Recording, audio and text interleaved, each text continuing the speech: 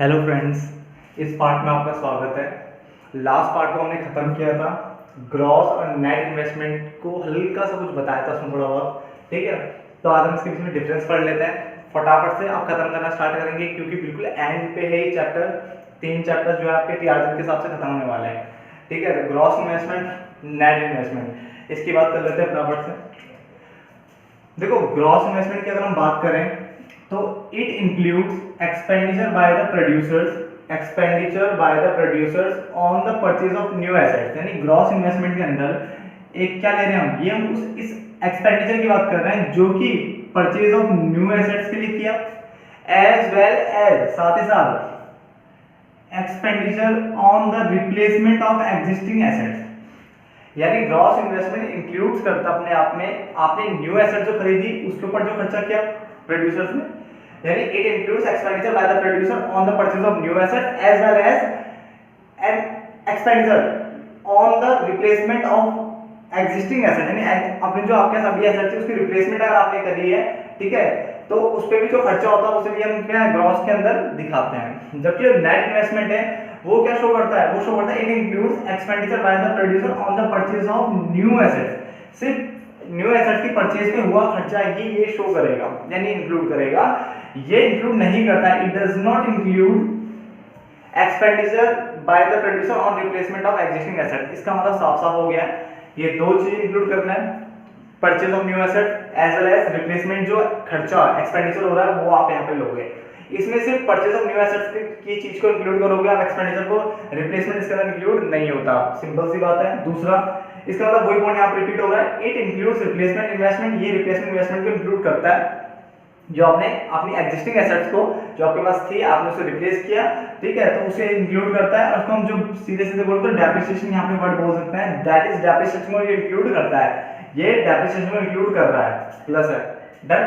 जबकि ये रिप्लेसमेंट को इंक्लूड नहीं करता है, डज नॉट इंक्लूड, डन।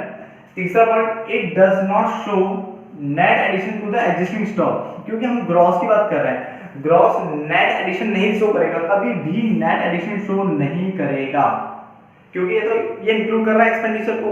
दोनों टाइप के एक्सपेंडिचर इसके अंदर आ रहे हैं, तो इसका मतलब ये कभी भी अगर नेट एडिशन शो नहीं करेगा।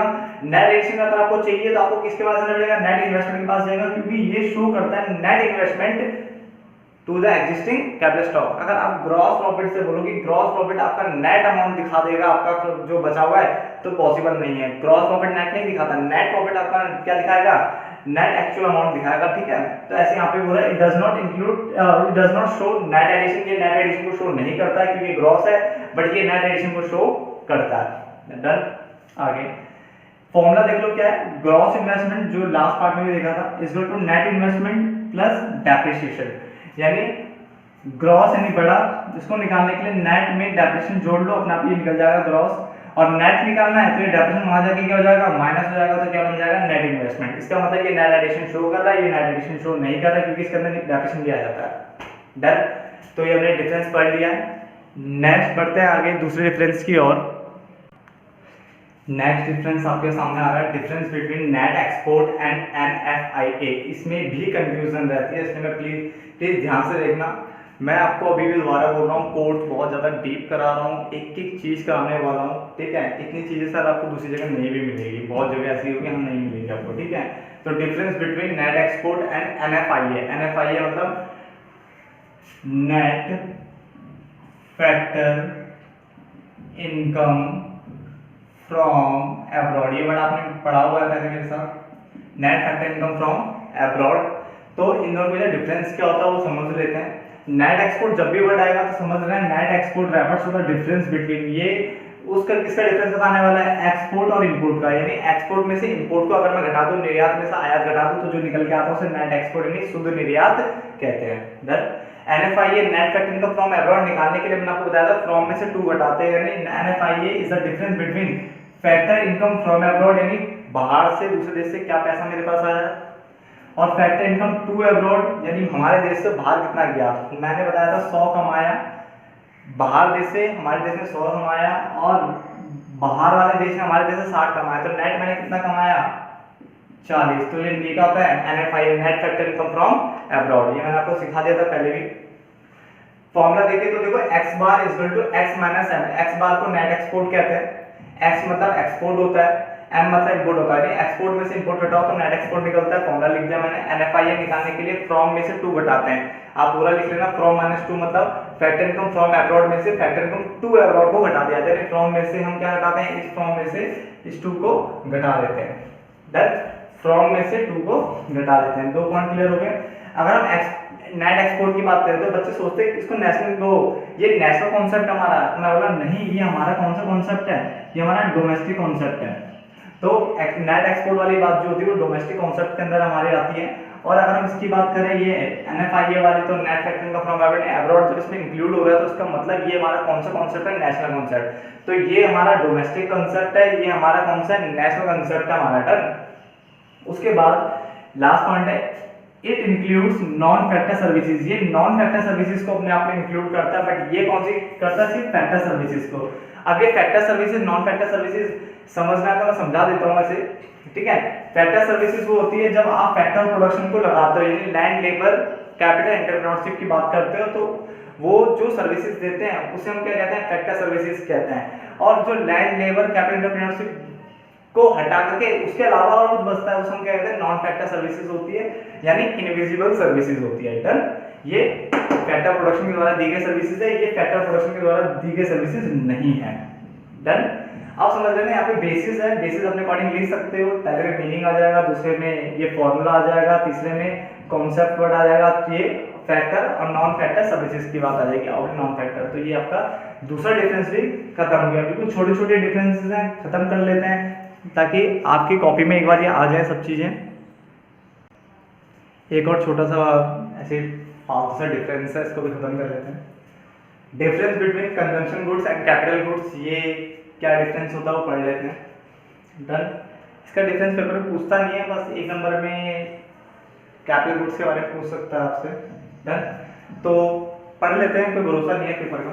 तो कंजम्पशन गुड्स और कैपिटल गुड्स में डिफरेंस क्या होता है।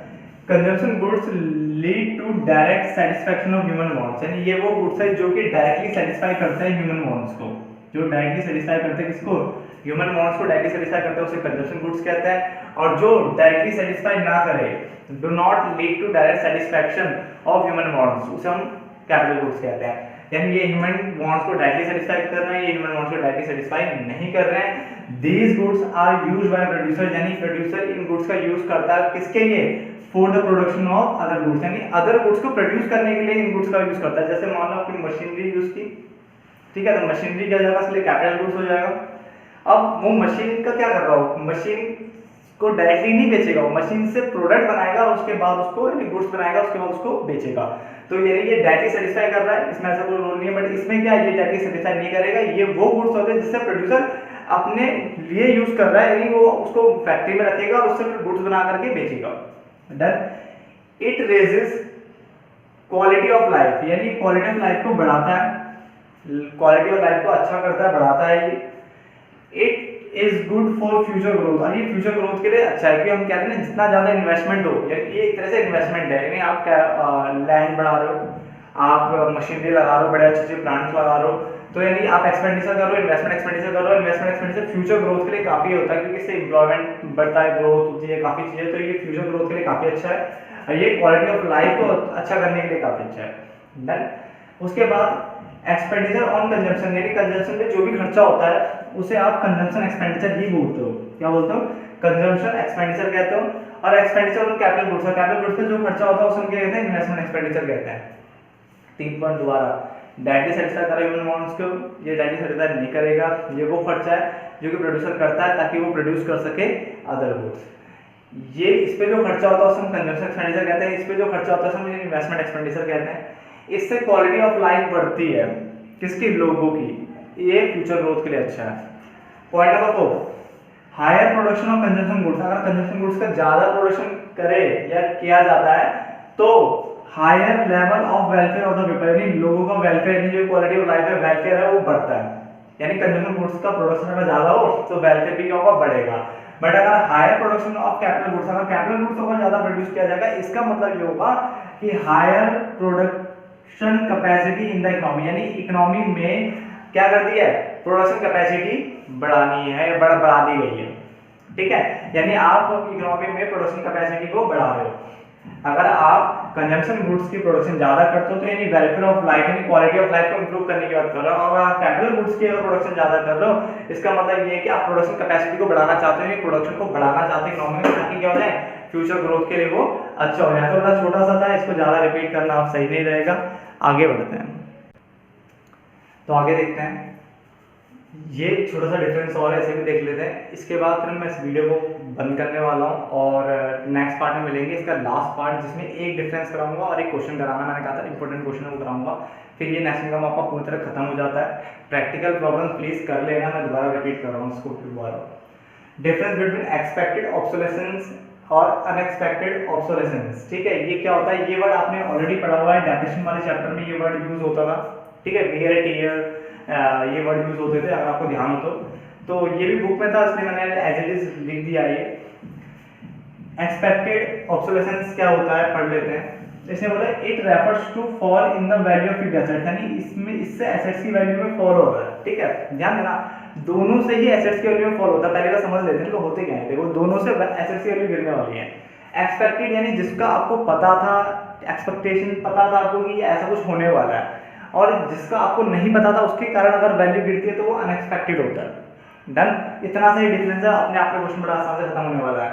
It refers to the fall in the value of fixed asset, यानी फिक्स्ड एसेट की वैल्यू गिरना, क्यों, क्योंकि आपकी टेक्नोलॉजी जो है चेंज हो गई। अब टेक्नोलॉजी अगर अपग्रेड हो जाती है, चेंज हो जाती है, तो उसके कारण जो पुरानी वाली होती है उसकी वैल्यू अपने आप ही क्या होती है, गिर जाती है। डन, या चेंज इन डिमांड, या डिमांड क्या है, शिफ्ट हो गई है, कहीं और चेंज हो गई है, तो इसके कारण भी क्या होता है, एसेट की जो वैल्यू है वो गिर जाती है। अब ये हमें पता है कि अगर मार्केट में नया फोन आएगा तो पुराने फोन की वैल्यू अपने आप क्या होती है, कम हो जाती है। या वही चीज की टेक्नोलॉजी नहीं आने के कारण जो होती है, जो पुरानी जो एसेट्स होती है उसकी वैल्यू अपने आप क्या होती है, कम हो जाती है। इसकी बात करें तो ये भी वही है, it refers to the fall in the value of fixed asset, यहाँ तक सेम है, but due to natural calamities के कारण, ये इकोनॉमिक रिसेशन के कारण ये हो सकता है, मंदी आ जाती है या कोई नेचुरल कैलेमिटीज हो जाती है, आपदा आ जाती है, जिसके कारण एसेट्स की वैल्यू कम हो जाती है या किसी कारण से हो जाती है, जो कि जिसका हमें पता नहीं होता, तो हमारा अनएक्सपेक्टेड होता है। डन, उसके बाद it is a part of depreciation, क्योंकि ये डेप्रिसिएशन के अंदर ही आता है, तो it is a part of depreciation बोलते हैं उनसे, ठीक है, कि डेप्रिसिएशन क्या होती है, एसेट्स की वैल्यू को गिरा देती है, ये वही चीज है। बट अगर हम इसकी बात करें तो ये डेप्रिसिएशन का पार्ट नहीं है, it is not a part of depreciation, it points to capital loss, इसे कैपिटल लॉस बोला जाता है, क्योंकि ये उन चीजों से हुआ है जिनके बारे में आपको नहीं पता था, अंदाजा नहीं था।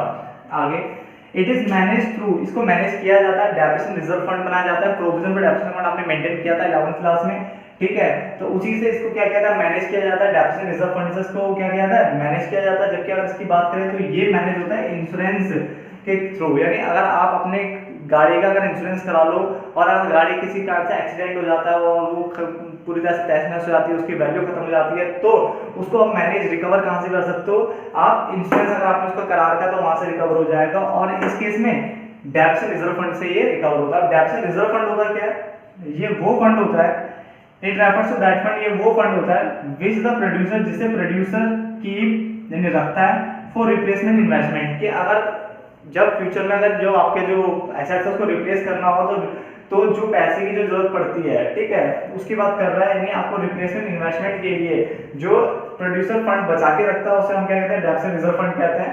Depreciation reserve fund it refers to that fund which the producers keep for replacement investment, यानी इन्वेस्टमेंट रिप्लेसमेंट के लिए रखता है। तो ये वैल्यू फिक्स्ड एसेट्स की वैल्यू कम की बात कर रहा है, ये भी कम की बात कर रहा है, बट ये उन चीजों के कारण होगा जिनके बारे में आपको पता है, यानी change of technology, change in demand की बात करेगा, ये नेचुरल कैलेमिटीज, इकोनॉमिक रिसेशन की बात करेगा। ये डेप्रिसिएशन का पार्ट होता है, डेप्रिसिएशन का पार्ट नहीं होता, ये आपका एक तरह से कैपिटल लॉस होता है। डन, अगर जैसे क्वेश्चन में आता है कि आग लग गई तो आग कहाँ लग गई, आग आई तो यहाँ लगी। डन, यानी इसके अंदर आएगा, मतलब इंक्लूड इसके अंदर होने वाली है। उसके बाद इट इज मैनेज हो रही है डेप्रिसिएशन रिजर्व फंड के थ्रू, ये मैनेज होगा आपका इंश्योरेंस के थ्रू, यानी आप इंश्योरेंस के थ्रू उसकी रिकवरी कर सकते हो। तो उस पार्ट को मैं यहीं पे खत्म करने वाला हूँ, मैंने फटाफट इसको पढ़ाया है क्योंकि ज़्यादा इंपॉर्टेंट नहीं है ये। तो मिलते हैं नेक्स्ट पार्ट में, धन्यवाद दोस्तों।